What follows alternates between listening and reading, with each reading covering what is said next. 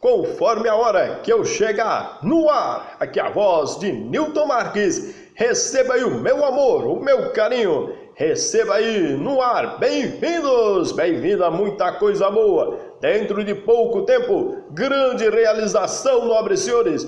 Vamos ao direito à informação. Mas levanta da poltrona, seu folgado. Se inscreva no canal, fortalecendo, edificando a casa. Vamos ao curso para concurso acerca das responsabilidades e deveres dos empregados e empregadores, baseado na CLT, Consolidação das Leis Trabalhistas, acerca das penalidades. No artigo 201 você vai encontrar acerca das infrações. Entretanto, nobres senhores, o descumprimento dos preceitos legais contidos na CLT quanto à medicina do trabalho gera multas administrativas menores de 3 a 30 valores de referência, enquanto as de segurança do trabalho de 5 a 50 valores de referência. Portanto, o legislador valoriza as questões que envolvem principalmente a proteção técnica e operacional, deixando para a previdência social as ligadas à saúde do trabalho. Entretanto, temos o título 2, que vai falar acerca do dano extrapatrimonial. No 223A, aplicam-se a reparação de danos de natureza extrapatrimonial decorrentes da relação de trabalho. Apenas os dispositivos desse título. 223B, causa dano de natureza extrapatrimonial, ação ou omissão que ofenda a esfera moral ou existencial da pessoa física ou jurídica, as quais são as titulares exclusivas do direito à reparação. No 223C, a honra, a imagem, a intimidade, a liberdade de ação, a autoestima, a sexualidade, a saúde, o lazer, a integridade física são bens juridicamente tutelados inerentes à pessoa física. Aí temos o 223D, 223E, 223F, 223G. Entretanto, no 223G, ao apreciar o pedido, o juiz considerará, no inciso 1, a natureza do bem jurídico tutelado, 2, a intensidade do sofrimento ou da humilhação, o 3, a possibilidade de superação física ou psicológica, principalmente tratando aqui acerca do assédio moral e também do assédio sexual, que acontece nas relações de empregados e empregadores, ou empregados com empregados, ou empregadoras com empregado. Entretanto, nobres senhores, diante de todas as questões relevantes que envolvem o dano moral, matrimonial, ou seja, patrimonial também, na Justiça do Trabalho, passo a ser regulado por esse título com o advento da Lei 13.467 de 2017.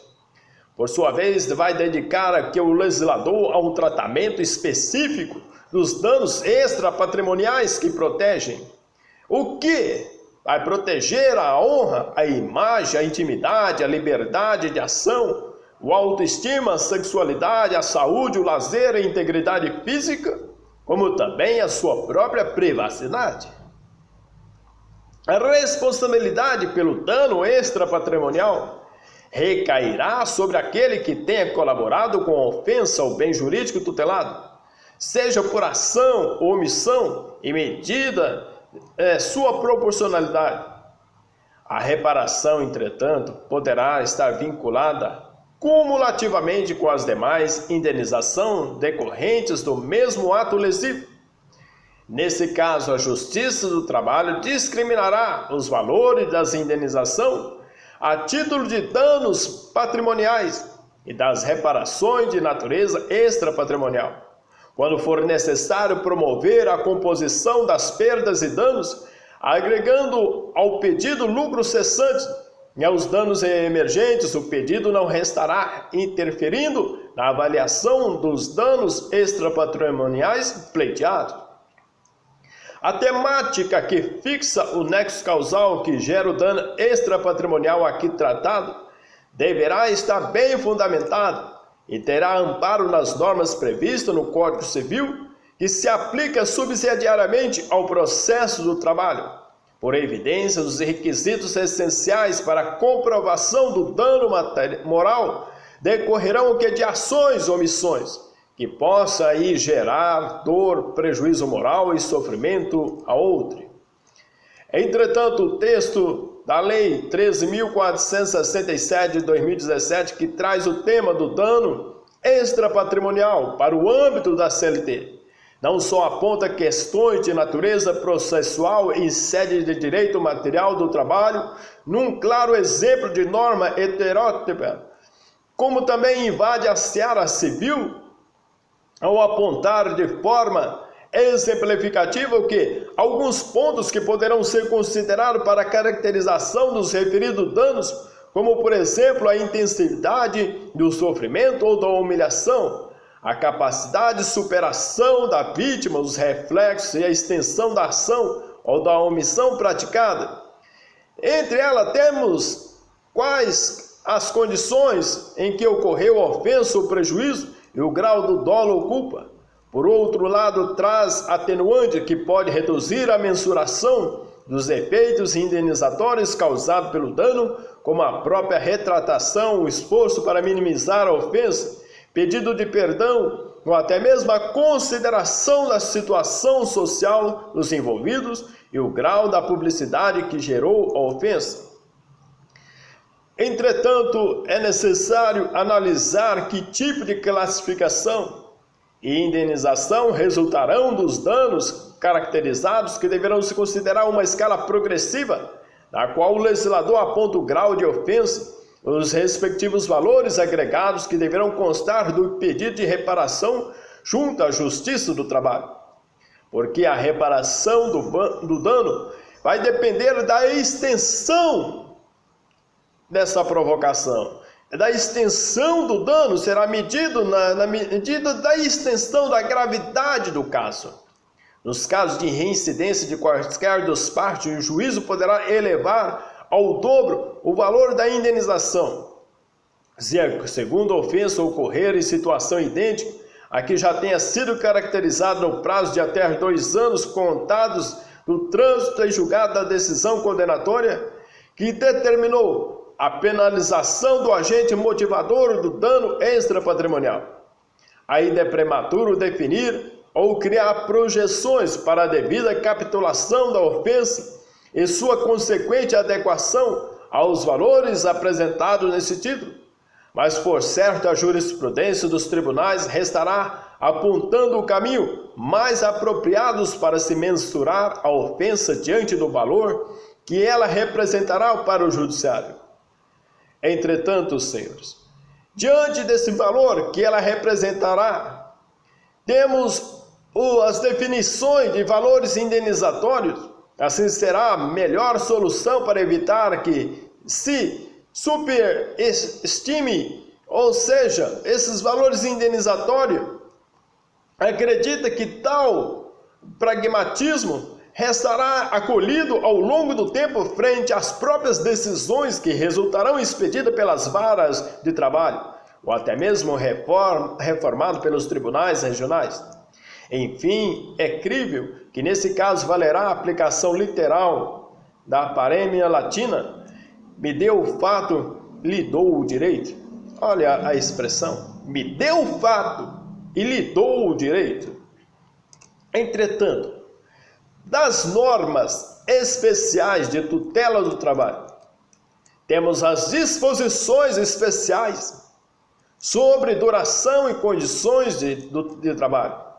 Artigo 224, a duração normal do trabalho dos empregados em bancos, casas bancárias, a Caixa Econômica Federal será de 6 horas contínuas, nos dias úteis, com exceção dos sábados, perfazendo aí o total de 30 horas de trabalho por semana. Entretanto, no parágrafo 1º, a duração normal do trabalho estabelecida nesse artigo ficará compreendida entre 7 e 22 horas, assegurando-se ao empregado, no horário diário, o intervalo de 15 minutos para alimentação. A duração do trabalho. Para os que desempenham atividades em instituições financeiras, especificamente em casas bancárias e correlatas, é de 6 horas diárias e 30 horas semanais, entre 7 e 22 horas, com intervalo intra-jornada de 15 minutos para alimentação. A única exceção na jornada de 6 horas se concentra nos empregados que exerçam funções de gestão e afins, que percebam gratificações superiores a 1/3 dos seus respectivos salários. O bancário que exerce a função a que se refere o parágrafo 2º do artigo 224 da CLT recebe gratificação não inferior a 1/3 de seu salário. Já tem remuneradas as 2 horas extraordinárias excedentes da 6ª hora trabalhada. Ademais, ao bancário exercente de cargo de confiança previsto no artigo 224 da CLT, são devidas a 7ª e a 8ª horas como extra, no período em que verificar o pagamento, a menor da gratificação de 1/3 do salário normal. Em tempo bancário sujeita-se às regras do artigo 224, parágrafo 2º da CLT. Cumpre jornada de trabalho de 8 horas, sendo consideradas extraordinárias as trabalhadas além da 8ª. O bancário que exerce função de confiança e percebe gratificação não inferior ao 1/3 legal, ainda que a norma coletiva contemple percentual superior, não tem direito à 7ª e à 8ª hora como extras, mas apenas as gratificações de funções se postuladas. Súmula 102 do TST, Tribunal Superior do Trabalho. Realmente algumas casas bancárias tentam fraudar a lei e denominam funções de chefia as atividades desempenhadas por todos os empregados em agência ou postos, provocando o aumento de carga horária diária de 6 para 8 horas de trabalho, de acordo com a exceção prevista pelo parágrafo 2º do artigo 224 da CLT. Tal procedimento é infrutífero, pois baseado no princípio da primazia da realidade, mais valor aos fatos e condições reais de trabalho, e os tribunais do trabalho estão reconhecendo a fraude e condenando as empresas a pagar pelas horas suplementares trabalhadas. Observe que a configuração ou não do exercício da função de confiança ao que se refere o artigo 224, parágrafo 2º da CLT, depende da prova das reais atribuições do empregado. É insuscetível de exame mediante recurso de revista ou de embargos. Súmula 102 do TST.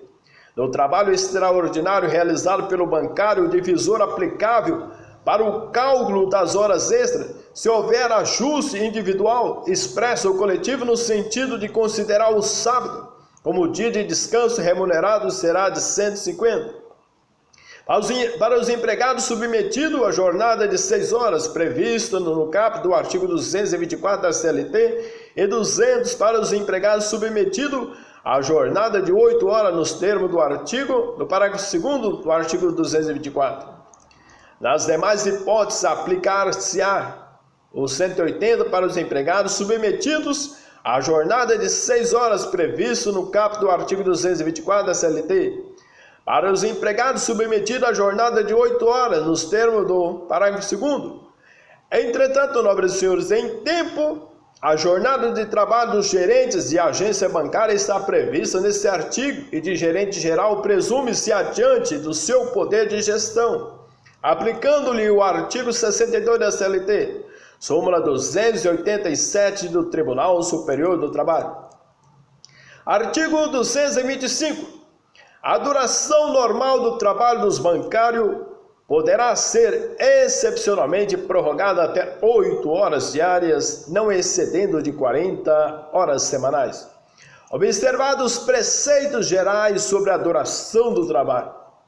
Como qualquer outro empregado, o bancário também está sujeito ao trabalho em horas suplementares no limite de 2 horas, além da jornada de 6 horas diárias, sem, entretanto, exceder 40 horas semanais. A contratação do serviço suplementar, quando da dimensão do trabalhador bancário é nula, os valores assim ajustados apenas remuneram a jornada normal, sendo devidas as horas extras, com adicional no mínimo 50%. Súmula 199 do TST. O artigo 226. O regime especial de 6 horas de trabalho também se aplica aos empregados de portaria e de limpeza, tais como porteiros, telefonistas de mesa, contínuos e serventes, empregados em bancos e casas bancárias. Vale também para porteiros, telefonistas de mesas, contínuos, serventes e para os empregados de limpeza e conservação de ambientes, devidamente contratados pelas casas bancárias. Nas atividades não relacionadas diretamente com as casas bancárias, como limpeza e conservação ou vigilância patrimonial, em regra são utilizadas empresas de terceirização como prestadoras de serviço. Os empregados dessas empresas locadoras de mão de obra não estão sujeitos à jornada de trabalho dos bancários, pois pertencem a outra categoria e têm vínculo empregatício, como diferentes atividades empresariais e não são consideradas bancárias. O texto da súmula 226 do TST reflete a indagação com assertiva de que a gratificação por tempo de serviço integra o cálculo das horas extras.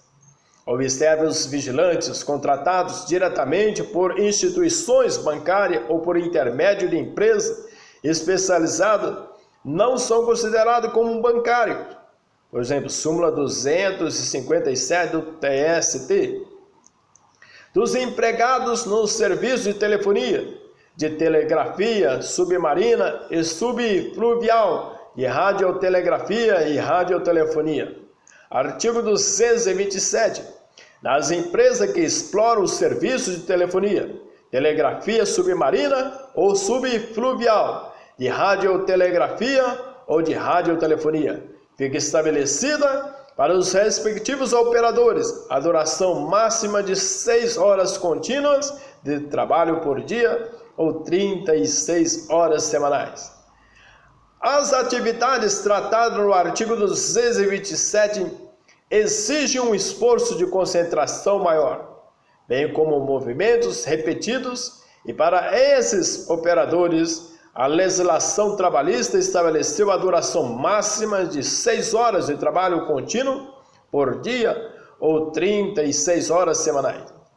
Nos casos em que se prove uma real necessidade, poderão manter suas atividades em regime de horas suplementares com acréscimo de 50% sobre o salário recebido por horas normais de trabalho. Nos domingos e feriados nacionais ou religiosos, o trabalho será considerado como extraordinário e seguirá critérios estabelecidos entre as partes para a execução e, consequentemente, remuneração dos respectivos serviços realizados naquelas condições. O artigo 228. Os operadores não poderão trabalhar de modo ininterrupto na transmissão manual, bem como na recepção visual auditiva com escrita manual ou datilográfica, quando a velocidade for superior a 25 palavras por minuto. A lei especifica as atividades desempenhadas por operadores em transmissão manual e em recepção visual auditiva, escrita, datilográfica, que atuam em velocidades superiores a 25 palavras por minuto, excepcionando a vedação do trabalho praticado de modo ininterrupto. Artigo 229. Para os empregados sujeitos a horários variáveis, fica estabelecido que a duração máxima de 7 horas diárias de trabalho e 17 horas de folgas, deduzindo-se desse tempo 20 minutos para descanso de cada um dos empregados, sempre que se verificar um esforço contínuo de mais de 3 horas. Temos aí no parágrafo 1, Primeiro, são considerados empregados sujeitos a horários variáveis, além de operadores cujas funções exigem classificação distinta, os que pertencem às seções de técnicas, telefone, revisão, expedição, entrega e balcão. Os empregados podem estabelecer escalas de revezamento nessas atividades, cumprindo com a duração máxima de 7 horas diárias e 17 de descanso, sem contar com os 20 minutos de intervalo intra-jornada nos trabalhos realizados com esforço contínuo por mais de 3 horas. No artigo 230, a direção das empresas deverá organizar as turmas de empregados para a execução dos seus serviços, de maneira que prevalecerá sempre o revezamento entre os que exercem a mesma função, quer em escalas diurna, quer em noturna. Entre os empregados que exercem a mesma função em horários noturno ou diurno, não haverá prejuízo à continuidade do serviço. Restará o gestor de plantão organizar a aplicabilidade do sistema em regime de revezamento. Nessas atitudes, não será permitido o intervalo para o almoço antes de 10, depois das 13, bem como para o jantar antes das 16 e depois das 19h30. As disposições do artigo 231 desta seção não abrangem o trabalho dos operadores de radiotelegrafia embarcados em navios e aeronaves. Esses empregados, operadores de rádio e demais embarcados estão excluídos das regras de proteção do trabalho da CLT, pois se enquadram em outras categorias profissionais como normas específicas e restritas naquelas atividades, como por exemplo os aeronautas. Dos músicos profissionais, temos aí dos operadores cinematográficos, no artigo 234, a duração normal do trabalho dos operadores cinematográficos e seus ajudantes não excederá as 6 horas diárias assim distribuídas. Na linha A, 5 horas consecutivas de trabalho em cabina durante o funcionamento cinematográfico. E assim temos a linha B e outros aí. Entretanto, os operadores cinematográficos e seus ajudantes trabalham 6 horas diárias, contabilizando 5 horas para projeções em cabines e 1 hora na manutenção das máquinas, com intervalo de 2 horas para descanso entre as duas atividades. Por 2 horas diárias em exibições extraordinárias, percebendo 50% sobre o salário da hora normal trabalhada. Artigo 235. Nos estabelecimentos cujo funcionamento normal seja noturno, seja facultado aos operadores cinematográficos e seus ajudantes, mediante acordo ou convenção coletiva de trabalho, e com um acréscimo de 25% sobre o salário da hora normal, executar aí o trabalho em sessões diurnas extraordinárias, cumulativamente nas noturnas, desde que isso se verifique até 3 vezes por semana, e entre as sessões diurnas e as noturnas haja um intervalo de 1 hora no mínimo de descanso. Por 3 vezes em cada semana é permitido o trabalhador contínuo dos operadores cinematográficos em horários noturnos e diurnos, conforme acordo ou convenção coletiva de trabalho, garantindo-se um intervalo intra-jornada de 1 hora entre os 2 períodos e o outro intervalo intra-jornada de 12 horas, também não ultrapassada de 10 horas diárias de trabalho. Do serviço do motorista profissional, artigo 235-A, os preceitos especiais dessa seção aplicam-se ao motorista profissional empregado. Inciso 1. De transporte rodoviário coletivo de passageiro. Inciso 2. De transporte rodoviário de cargas. Trata-se de atividades profissionais, desempenhada por quem? Pelo motoristas profissionais, que atuam sobre o regime do quê? Seletista, tutelados por contrato de emprego, para atuar em empresas de transporte rodoviário de passageiros e transportadoras de carga, e foram acolhidas pelo texto. consolidados em conformidade com as determinações previstas na Lei 13.103 de 2015. Artigo 235-B. São deveres do motorista profissional empregado. Temos o inciso 1. Estar atento às condições de segurança do veículo. Inciso 2. Conduzir o veículo com perícia, prudência, zelo e com observância aos princípios de direção defensiva.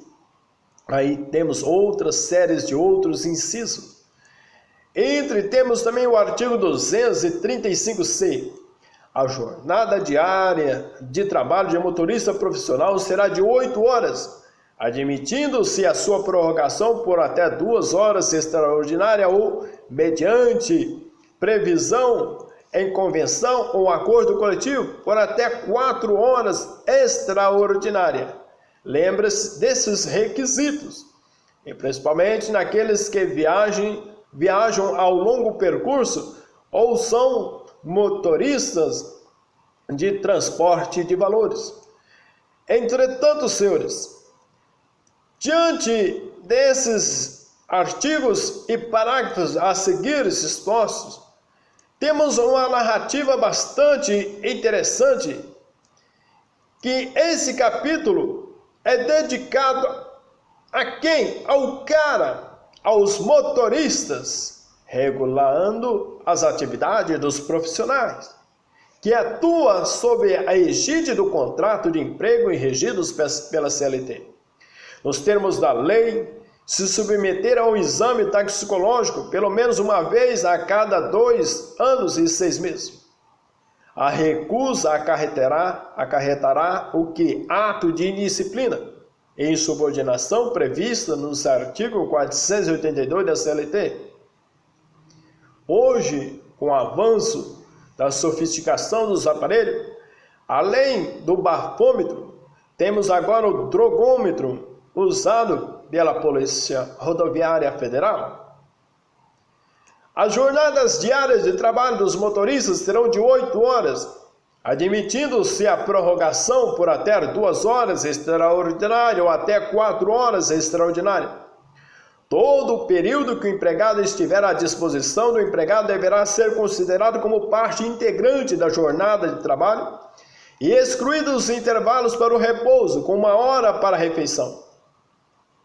No período de 24 horas são asseguradas 11 horas de intervalo interjornada, facultado o fracionamento em conformidade com os períodos de parada obrigatória regulado pelo Código de Trânsito e garantindo um mínimo de 8 horas ininterruptas no primeiro período dentro das 16 horas seguintes ao fim do primeiro período.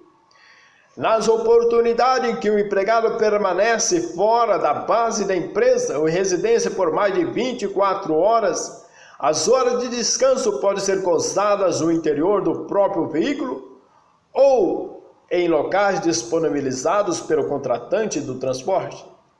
O tempo de espera que o motorista estiver aguardando o carregamento ou descarregamento do veículo e o período gasto com a fiscalização da mercadoria transportada em barreiras fiscais ou alfandegárias fazem parte da natureza da atividade e indenização na proporção de 30% do salário hora normal. E o tempo de espera não prejudicará o direito do cara ao recebimento da remuneração correspondente ao salário base diário. Também registre-se que se o tempo de espera for superior a 2 horas ininterruptas, com a necessidade de permanência do motorista junto ao veículo, o tempo será considerado como de repouso. Contudo, no tempo de espera, o motorista poderá realizar movimentações necessárias do veículo, que não serão consideradas como parte da jornada de trabalho. Observe-se que os motoristas empregados não terão horário fixo de início e final ou de intervalo inter ou intra-jornada.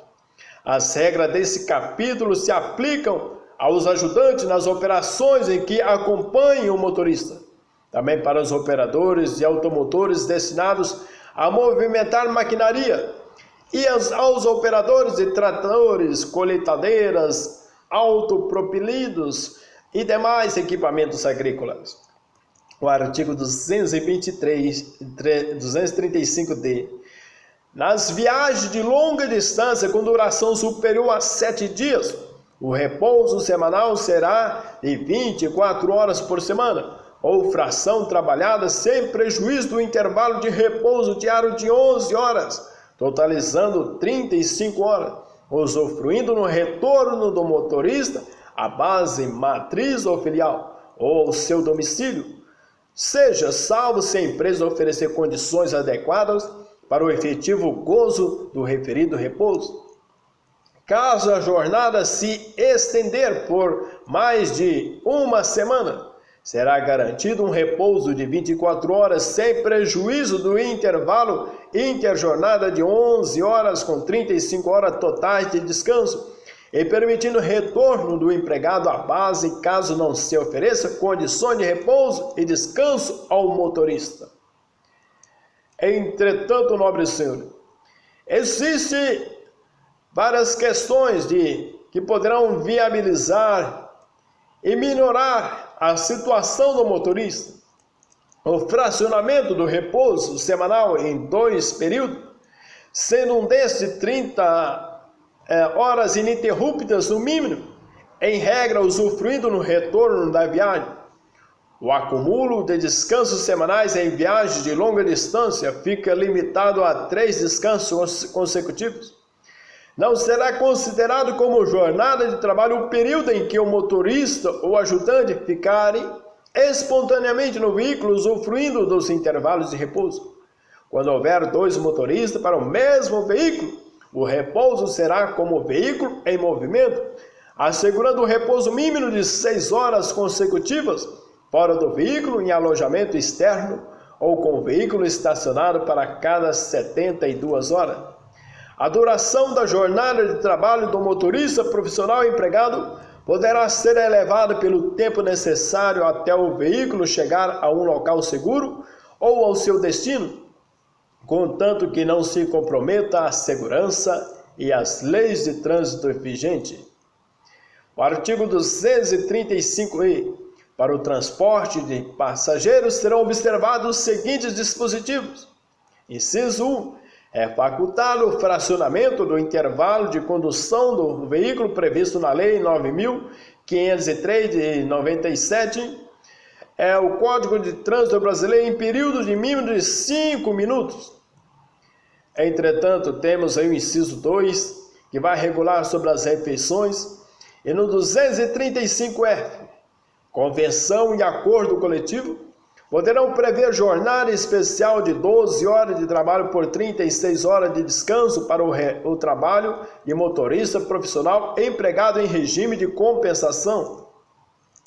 As normas previstas em pactos coletivos, ajustadas pelos sindicatos da categoria, poderão prever jornadas em escala de revezamento, chamada de 12 por 36, em regime de compensação. O do 235G, é permitido que a remuneração do motorista em função da distância percorrida, do tempo de viagem ou de natureza e quantidade de produtos transportados, inclusive mediante oferta de comissão ou qualquer outro tipo de vantagem, desde que esta remuneração ou comissionamento não comprometa a segurança da rodovia e da coletividade, ou possibilite a violação das normas previstas nesta lei. As remunerações dos motoristas profissionais empregados poderão ser ajustadas em conformidade com a distância ou pela própria natureza da carga transportada, mas sempre de maneira que não seja inferior ao mínimo previsto nos pactos normativos de classe. Do serviço ferroviário, artigo 236.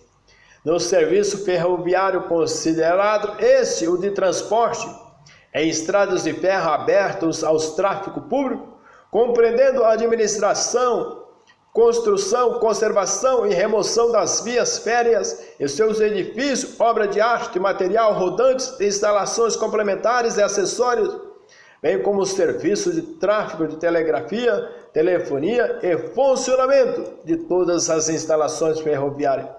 Aplicam-se os preceitos especiais constante desta seção. O projeto de Vargas procurava atender principalmente os trabalhadores em ferrovias do Brasil, e a CLT dedicou uma seção própria a essa categoria. Inclusive todos aqueles que prestavam serviço na construção e manutenção das vias férreas, e os que cuidavam do acervo e da história daquela atividade tão importante na época. A CLT ainda protege a todos os ferroviários sem exceção, cara. O artigo 237, o pessoal a que se refere o artigo antecedente, fica dividido nas seguintes categorias. Na linha A, funcionários de alta administração, chefes e ajudantes de departamentos e seções, engenheiros residentes, chefes de depósito, inspetores e demais empregados que exerçam funções administrativas ou fiscalizadoras. Todos os que trabalham em rede ferroviária federal e nas empresas que atuam em vias férreas estão protegidos pelo preceito constante na seção 5 da CLT, incluindo o pessoal de administração, manutenção de estradas de rodagem, até mesmo os que trabalham em serviços intermitentes e de pouca intensidade em estações de trens ou telegrafia.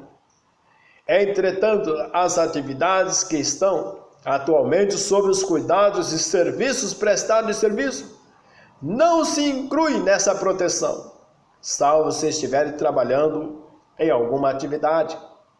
Fim. Então, submetidos aos preceitos contidos no artigo 455 do texto consolidado.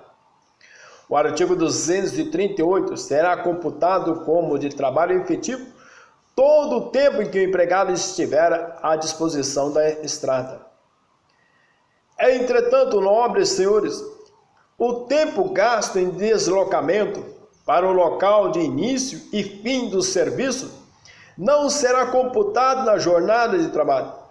Porém, os removidos ou comissionados serão somados nas horas trabalhadas, os deslocados não considerados como horas extras. Quanto ao ferroviário que trabalhe em conservação, serão contabilizados períodos no transporte como horas itinerantes, ou seja, de saída de casa ao término do serviço, ou quando estiver fora da sede também o retorno à sua residência. Ainda os responsáveis por obras de arte, telefonia e conservação de edifícios, o tempo que ultrapassar 1 hora na locomoção será registrado como de trabalho. A Lei 13.467 de 2017 alterou o texto do parágrafo 2º do artigo 58 da CLT, que não mais considera como horas in itinere o tempo despedido pelo empregado no deslocamento entre residência e local de trabalho em locais de difícil acesso. Contudo, em se tratando de capítulo próprio dedicado aos ferroviários, a contabilização desse período no caso de ferroviários segue diante de mudanças impostas pela reforma trabalhista. Certo será que a jurisprudência dos tribunais reste redimensionando a necessidade ou não de manter a aplicação desse comando, para atender o que? A tal categoria em especial. E nos intervalos entre a jornada para a alimentação serão considerados como trabalho efetivos e inferiores 1 hora, bem como aqueles em que o ferroviário se alimente dentro das composições férias. O artigo 239, para o pessoal da categoria C, a prorrogação do trabalho independe de acordo com o contrato coletivo, não podendo, entretanto, exceder a 12 horas, pelos que as empresas organização sempre que possível o serviço de equipamentos e trem com destacamento nos trechos das linhas, de modo a ser observada a duração normal de 8 horas de trabalho. O trabalho, por exemplo, não poderá ultrapassar 12 horas diárias com duração normal de 8 horas. Os intervalos devem ser de, no mínimo, 10 horas entre uma jornada e outra. Em tempo, as horas de serviço noturno deve ser regulada, organizada de forma que quinzenalmente não seja superiores ao diurno. Artigo 240. No caso de urgência ou de acidentes capazes de afetar a segurança ou regularidade do serviço, poderá a duração do trabalho ser excepcionalmente elevada a qualquer número de horas, incumbindo a estrada zelar pela incolumidade dos seus empregados e pela possibilidade de revezamento de turmas, assegurando que ao pessoal um repouso correspondente e comunicando a ocorrência ao Ministério do Trabalho, Indústria e Comércio, dentro de 10 dias de sua verificação. O artigo 240 da CLT abre uma exceção em caso de urgência e assegura o trabalho ininterrupto, sem descansos e intervalo, por um número ilimitado de horas. Tal comando legal fere de morte toda e qualquer regra ou norma de proteção ao trabalho, bem como expõe o ferroviário a uma situação esdrúxula se negar a prestação do serviço nessas condições, caracterizando consequentemente um exemplo de justa causa. A fadiga total do empregado servirá de base para o fim das suas atividades laborais nessas condições. Dessa forma, há que se considerar absurdo o texto consolidado e por isonomia aos demais trabalhadores. Artigo 5º da Constituição Federal de 88. Registrar como inconstitucional o presente artigo, apenas levando em conta o que, as condições emergenciais, no limite de 12 horas diárias para o trabalho ferroviário. As regras trazidas pela Lei 3.467 de 2017, quanto à flexibilização da jornada de trabalho, ser tratada diretamente entre empregados e empregadores, deverá se estender para a categoria dos ferroviários, que restará permitido que a negociação direta entre as partes envolvidas. O artigo 241. As horas excedentes das do horário normal de 8 horas serão pagas com serviços extraordinários na seguinte base: as duas primeiras com acréscimo de 25% sobre o salário normal, hora normal, as duas subsequentes com um adicional de 50% e as restantes com um adicional de 75%. As primeiras 4 horas suplementares serão pagas na razão de 50% sobre o salário do empregado e as restantes com um adicional de 75%, com exceção da categoria dos ferroviários, que percebe pelos restantes 60%, salvo se for caracterizada a negligência, duração, a prestação do serviço, eximindo o empregador do pagamento de qualquer adicional por trabalho extraordinário. O artigo 242, as frações de meia hora superiores a 10 minutos serão computadas como meia hora. Quando o trabalho extraordinário ultrapassar 10 minutos, as frações serão contabilizadas na proporção de meia hora para todos os efeitos.